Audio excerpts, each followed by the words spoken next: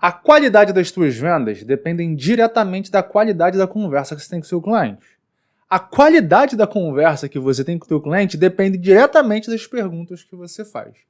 E hoje eu vou compartilhar com você as minhas 4,5 perguntas abertas, favoritas e que eu quase sempre uso nas minhas negociações. Olá, eu sou Everson Corrêa, gestor comercial com mais de 12 anos na área de vendas. Bem-vindo ao Senta Pua, seu podcast para acelerar as suas vendas.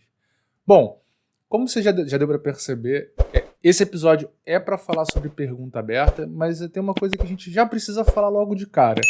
Não existe mágica, não existe pergunta definitiva ou algo que você possa usar em qualquer situação. A ideia do episódio de hoje é te ajudar com ideias de perguntas. Elas estão voltadas para o meu segmento, para a área que eu trabalho, que é a área de educação corporativa, mas que com certeza vão te ajudar a construir as tuas principais perguntas abertas para que você possa melhorar a qualidade das suas negociações. E a gente já precisa definir o que é pergunta aberta e pergunta fechada. Então vamos lá. Pergunta fechada é a pergunta de sim ou não. Então, por exemplo, você tem política de treinamento corporativo? Você tem política de treinamento para os teus vendedores? Essa é uma pergunta de sim ou não. Sim, tenho. Não, não tenho. Essas perguntas fechadas, elas também são importantes. Só que elas limitam o entendimento da necessidade do cliente. Em que sentido? Você não necessariamente consegue fazer com que o cliente pense e te traga novas informações. Ele vai se limitar a te responder o que você perguntou, por ser uma pergunta de sim ou não.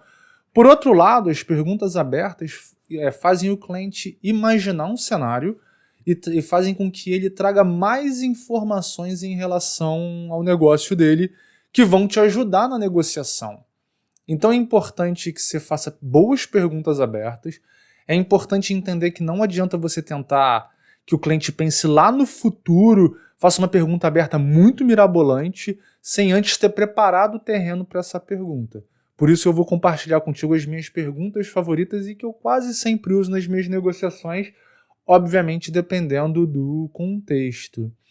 E aí é importante que você tenha um script com as tuas perguntas favoritas, porque você, com base nas perguntas, você tem ideia do que você precisa saber. E aí o que é legal? Eu falo isso para os meus vendedores. Quando eles me perguntam, Everson, qual pergunta eu vou fazer para o meu cliente? O que você quer saber? Qual informação é importante para você?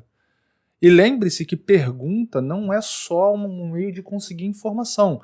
A pergunta é um meio de criar conexão com o cliente e de construir confiança.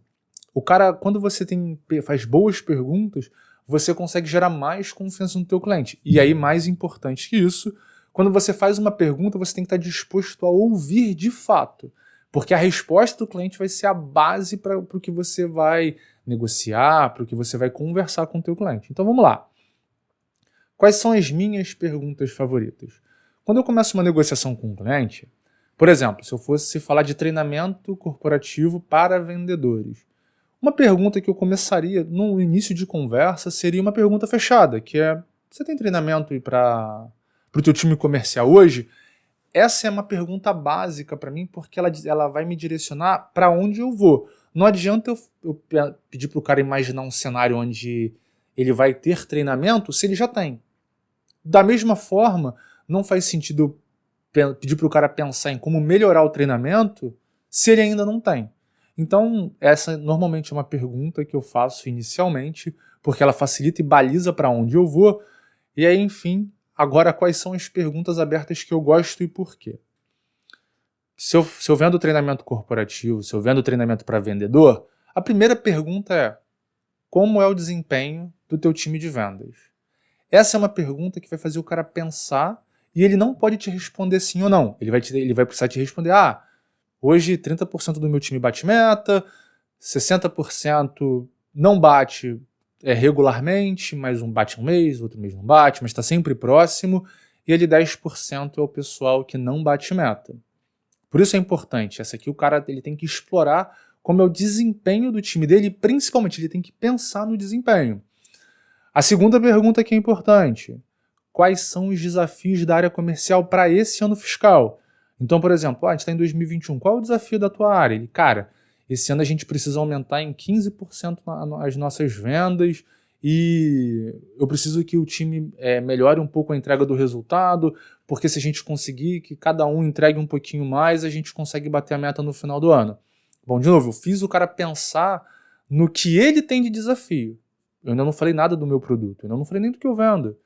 Eu só preciso que esse cara pense um pouco no desafio dele. Por isso essa é uma pergunta importante. E essa pergunta você pode usar praticamente em qualquer cenário, só mudar a área.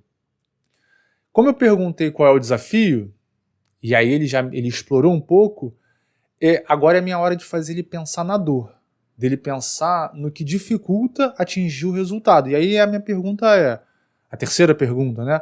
Qual o maior desafio para aumentar o índice de batedores de meta, por exemplo? Pô, você tem hoje 20% de batedores de meta, qual o maior desafio para que sejam 30%, 40%?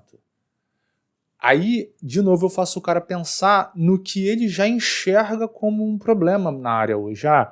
Pô, preciso que meu time conheça melhor o produto. Pô, precisava que meu time prospectasse mais. Olha, eu preciso que o meu time melhore o índice de fechamento. Entendeu? Esse é o cenário que eu consigo fazer o cara pensar no que realmente é um problema na área, na visão de quem conhece a área. Porque eu não conheço, eu não sei qual é o problema do time dele. Quem conhece é ele. Então, de novo, eu faço o cara explorar, consigo criar conexão e essas respostas me ajudam a definir o que eu vou oferecer para esse cara. E aí a minha pergunta bônus, a minha pergunta 4,5, que eu acho que essa é uma pergunta que sempre deve ser usada, não essa pergunta, mas a forma, esse formato que é o que você precisa guardar, é o que faz o cara pensar no futuro. Ele já começa a imaginar um cenário onde aquele problema não existe. Então, no meu caso, seria, por exemplo, como seria o desempenho da área se fosse possível replicar as habilidades do teu time top performance, do teu batedor de meta, no restante da equipe? Por que essa pergunta é importante? Porque ela é uma pergunta bônus. Esse é o momento em que você faz o cara pensar quais são as principais habilidades de quem é o melhor do que ele tem e como seria a vida dele se todo mundo fosse parecido com o melhor que ele tem. Essa é uma abordagem que faz o cara imaginar o futuro com só top performance. Não que isso seja possível, tá? Sempre vai ter uma galera que não bate meta, que é a galera que acaba sendo trocada ao longo do período, mas é importante porque o cara vai te dizer, é aqui que o cara vai explorar as necessidades dele e o que ele enxerga de bom em quem é top performance. O cara pode te dizer, cara, meu time top performance hoje é o cara que prospecta pra caramba. Meu time top performance hoje é o cara que tem um índice de fechamento, a conversão dele, altíssima. É o cara que consegue vender os produtos mais caros. É o cara que nunca dá desconto ou que dá menos desconto. É o cara que consegue vender combos. Ao invés de ele vender um produto só, ele sempre consegue colocar mais uma coisinha. É o cara que fecha mais negócio. Enfim, eu consigo fazer o cara explorar quais são as necessidades ou quais são os pontos que ele enxerga como importantes para então e fazer com que ele pense como seria a vida dele se ele conseguisse replicar aquilo no restante da equipe.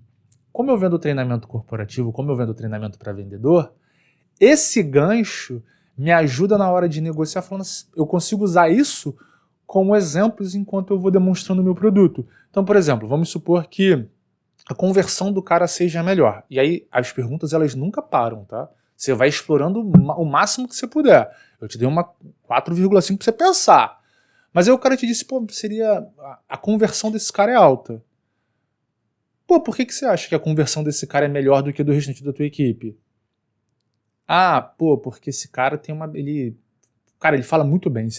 Quando esse cara fala, é um show à parte. Você já pegou que o cara enxerga oratória e apresentação com uma característica diferente?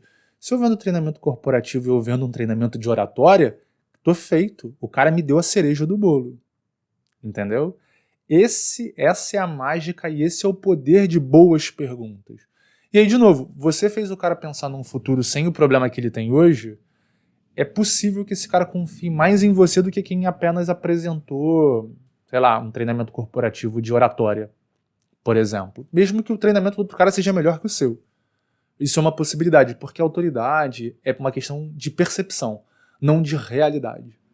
Beleza? Enfim, essas foram as minhas perguntas. Comenta aqui embaixo quais são as tuas perguntas favoritas. Me segue lá no Instagram.